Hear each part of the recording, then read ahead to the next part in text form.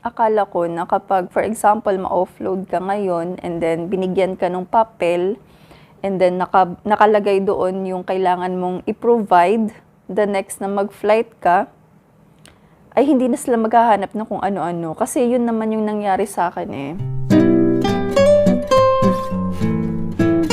Hello everyone! Welcome and welcome back to my channel.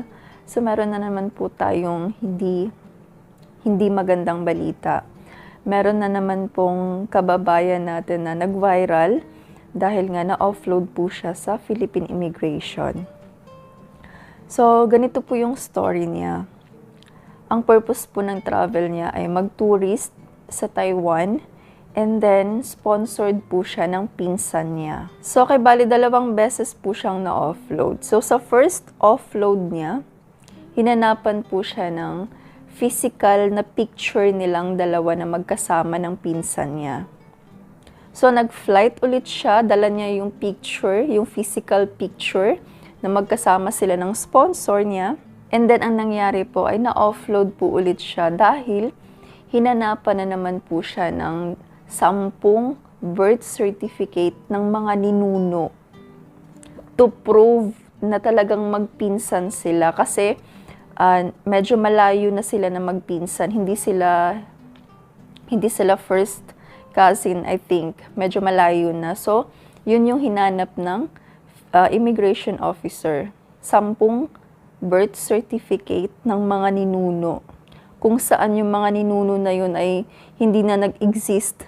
Akala ko na kapag, for example, ma-offload ka ngayon and then binigyan ka ng papel, and then nakalagay doon yung kailangan mong i-provide, the next na mag-flight ka, ay hindi na sila maghahanap ng kung ano-ano. Kasi yun naman yung nangyari sa akin eh. In my experience, nung na-offload po ako na dahil nga hinanapan ako ng CFO certificate and for tourist din yung purpose ng travel ko noon and to meet my foreign partner. So, na-offload ako first and then ayun nga nakalagay sa slip na binigay ng immigration officer ay kailangan kong mag-comply ng CFO, Guidance and Counseling Certificate. So, kinumply ko naman siya noon, nag-flight ulit ako and okay naman na. Wala naman na silang hinanap pa na 10 birth certificate. Nakaalis naman ako noon dahil nga na-comply ko yung hinanap nila na CFO certificate. So, medyo ano ako ngayon sa balita, medyo naguluhan ako. Bakit ganun? Na-comply naman niya yung first na hinanap sa kanya, nung first offload niya. So, bakit may hinanap pa sila na ganun? 10 birth certificate. So, meaning, kapag for example, na-comply na yung 10 birth certificate, wala pa ring assurance na makakalis siya. Posible pa rin na meron silang hahanapin. Parang ganun yung mangyayari. And sabi ng spokesperson ng Bureau of Immigration na iniimbestigahan na nila kung ano ba talaga yung story ng pag-interview sa kanya. Parang ano ba yung flow. Kasi hindi naman daw yun talaga normal na ganun yung mga hahanapin na documents. Ewan ko ba, yung masasabi ko yung mga immigration officer, minsan, ay parang, ewan ko ba, wala akong masabi na talaga. Sana talaga ay ma-actionan yun siya. Kasi, 2 beses siyang na-offload na 2 ticket yung nasayang. Sabi din ng spokesperson na ang hinihigpitan lang talaga nila ay yung mga may makikita silang red flags. So, yung affidavit of support and guarantee, for example, nag-provide ang sponsor nun, hindi pa rin po talaga 100% na mag-guarantee na makaalis kayo. So, kailangan kung sponsored po yung travel natin, magdala po talaga tayo ng proof of relationship nyo sa sponsor. Ayun nga, pictures nyo together kung meron, chat conversation, emails, mga ganun. And then, of course, invitation letter. Yung common red flag po talaga sa immigration ay kapag sponsored yung travel natin and then wala tayong strong ties sa Pilipinas. Yung strong ties po, yun po yung proof natin na meron tayong babalikan sa Pilipinas. Yun yung reason na hindi tayo mag-overstay sa ibang bansa dahil nga meron tayong kailangang balikan sa Pilipinas. So yun po talaga yung kailangan ng Philippine immigration sa mga magta-travel kapag short stay yung purpose ng travel. For example, visit or tourist. Kaya naman kapag i-declare mo na meron kang sponsor, posible na dadaan ka sa secondary inspection. And doon sa secondary inspection, ayun nga na-mention ko na to sa old video ko na kapag dadaan tayo sa secondary inspection, doon po sila maghahanap ng kung ano-anong mga dokumento na para masatisfied sila. And kapag hindi sila masatisfied, of course, ma-offload ka talaga. Kapag hindi mo na ipakita yung mga hinahanap nilang documents.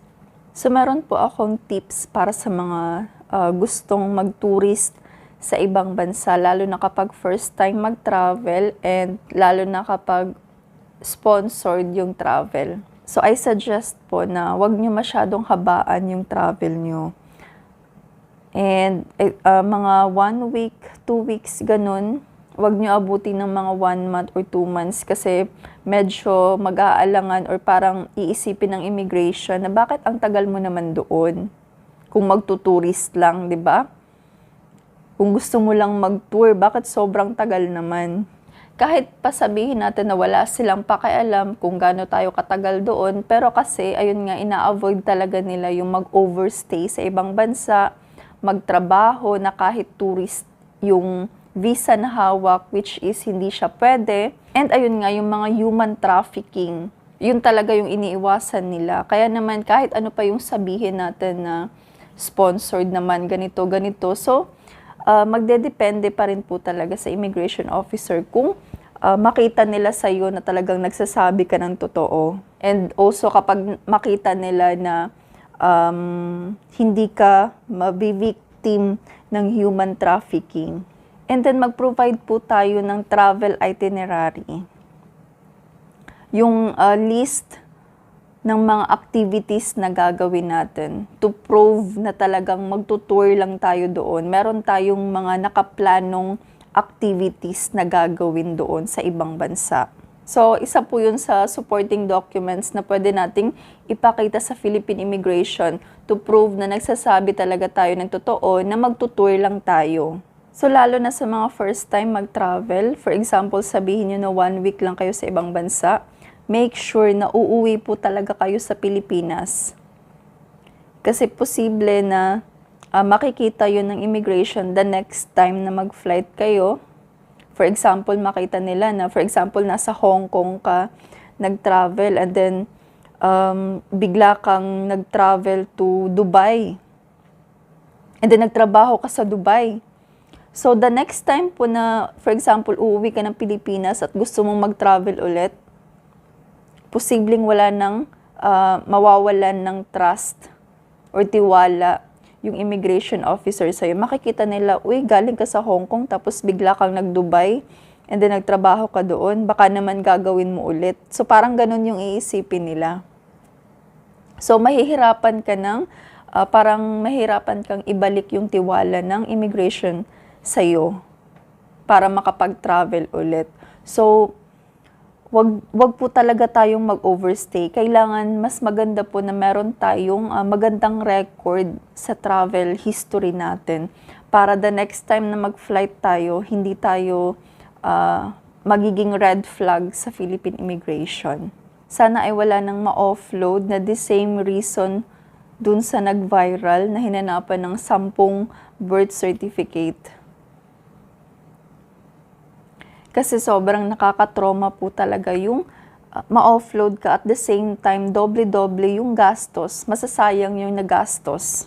And ayun nga, sabi ng spokesperson na pwede naman daw magreklamo. Pwede daw tayong maghain ng reklamo kung sa tingin natin ay parang hindi na siya normal yung mga tinatanong sa atin. Pero ang problema, maa-actionan ba yung mga reklamo? Kasi ang dami na pong nag-viral na mga na-offload. Pero wala namang, parang walang changes sa Philippine immigration. Ganun pa rin. So kung meron po kayong questions, clarifications, or suggestions, i-comment nyo lang po. Thank you for watching. Bye-bye!